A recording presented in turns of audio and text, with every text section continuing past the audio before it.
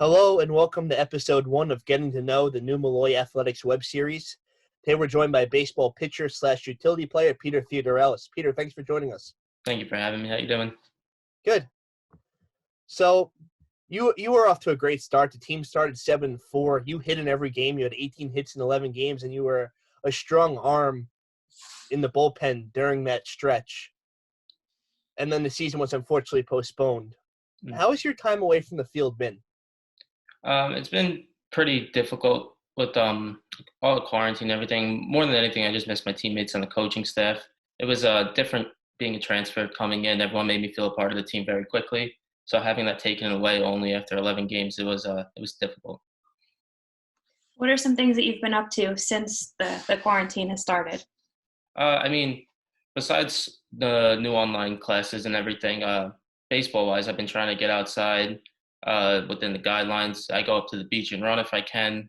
And I also have some stuff set up at home that I've been just keeping up with my skills baseball-wise. You mentioned the online classes, and they just ended.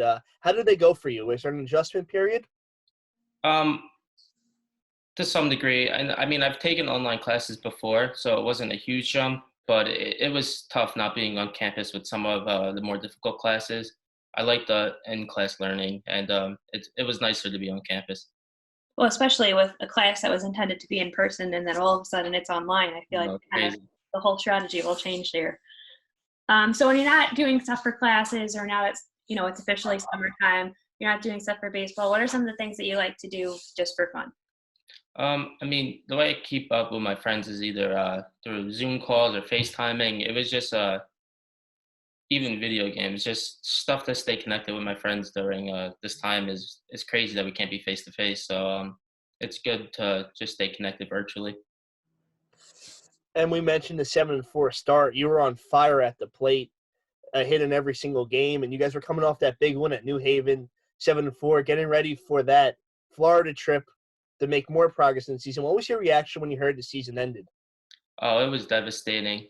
I know as soon as we got the news, everyone was texting back and forth, and it felt surreal because at that time we didn't know how it was going to play out, if it was going to be canceled completely or just delayed, and it was just tough. But being with talking with my teammates and just being around everyone's in the same position, and it's not just us, it's other teams in the conference, every division in the NCAA. It's good to know that we're not the only ones going through it, and it wasn't just us isolated.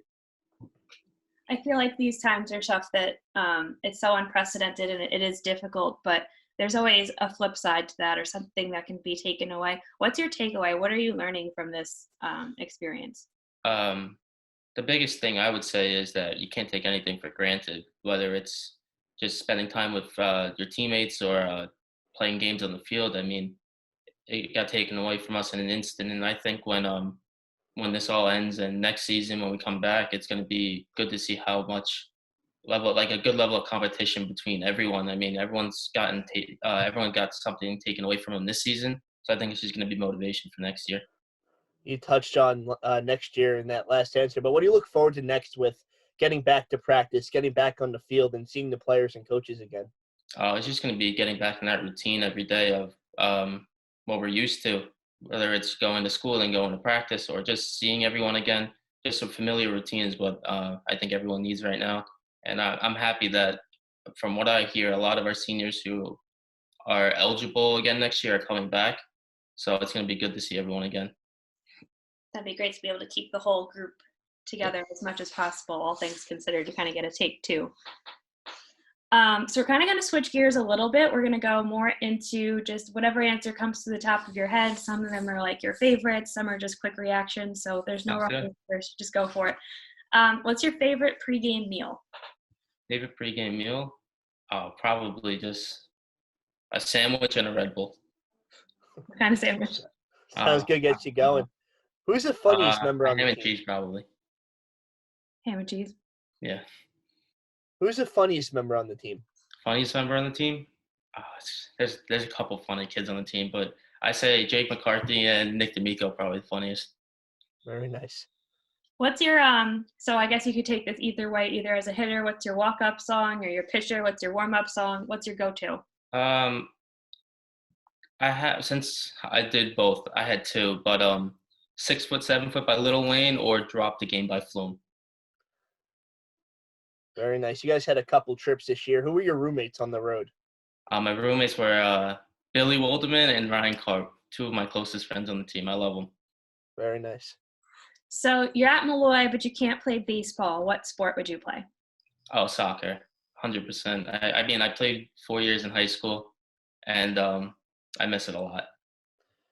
Now, you mentioned some of that free time, and we can make this a two-parter, but are you watching a TV show right now, like a series on Netflix or currently? Right now, not really. I mean, I watched The Tiger King when it was hyped up, but after that, nothing really.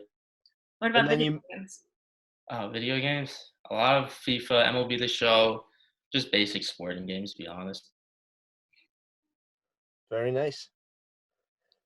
Pete, thank you for joining our first episode of Getting to Know. We appreciate you taking time to talk to us, and stay well during this time. Thank you for having me. Have a good day. Stay safe, everyone. You too. Thank you.